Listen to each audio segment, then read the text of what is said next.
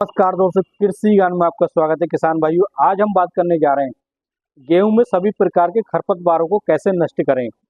किसान भाइयों, अगर हमारे गेहूं में खरपतवार होंगे तो गेहूं की पैदावार जो कम हो जाएगी और इसलिए हमें गेहूं के सारे खरपतवार को नष्ट कर रहे हैं। भाइयों, अगर हम गेहूं के सारे खरपतवारों को नष्ट नहीं कर पाते हैं तो गेहूं की पैदावार तो कम होती है, साथ में खरपतवार जो होते हैं वो पूरी तरीके से हावी हो जाते हैं, क्योंकि बढ़त को रोक देते हैं और इससे पूरी तरीके से इसका विकास नहीं हो पाता है।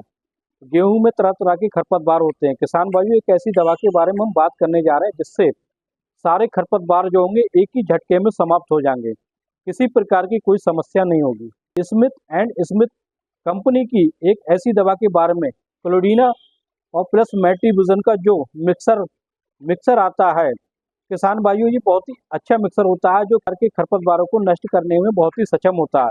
किसान भाइयों, ये जोड़ी नंबर 1 के नाम से आता है। जोड़ी नंबर 1, ये जोड़ी नंबर 1 के नाम से आता है और इसमें इसकी मार्केट में इसकी कीमत है 400 रुपये प्रति एकड़ के हिसाब से ये दवा आती है। उसके साथ हम अगर इसके साथ अब एफिनिटी का एक पाउच अगर मिला लें तो किसान भाइयों किसी प्रकार का खरपतवार जो होगा, चौड़े पत्ते का, संकरी पत्ती का, सारे के सारे समाप्त हो जाएंगे। किसान भाइयों, ये एफिनिटी का पाउच आता है। इस पाउच को हमें लेना लगभग 6 से 8 बीघा में 6 से 8 बीघा में एक पाउच का इस्तेमाल करना है। और इसके साथ किसान भाइयों हमें कोई भी दवा का स्प्रे नहीं करना है। अगर इसके साथ हम अगर कोई भी इसके साथ हमें 19-19 या कोई और दवा का प्रयोग नहीं करना है, सिर्फ खरपतवार नाशक का ही प्रयोग करना है।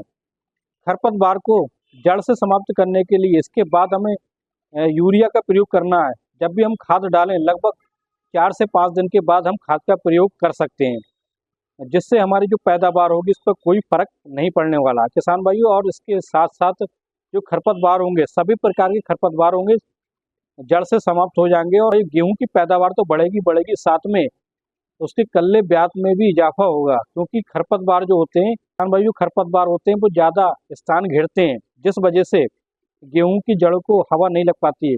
गेहूं की जड़ों को हवा नहीं लग पाती है, इस वजह से वो ब्यात नहीं कर पाते हैं।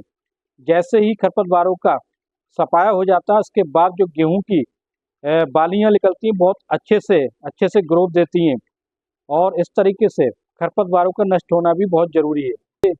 जिस दवा के बारे में हमने बात की, बहुत ही अच्छी दवा है। इस दवा का प्रयोग एक बार जरूर करके देखें।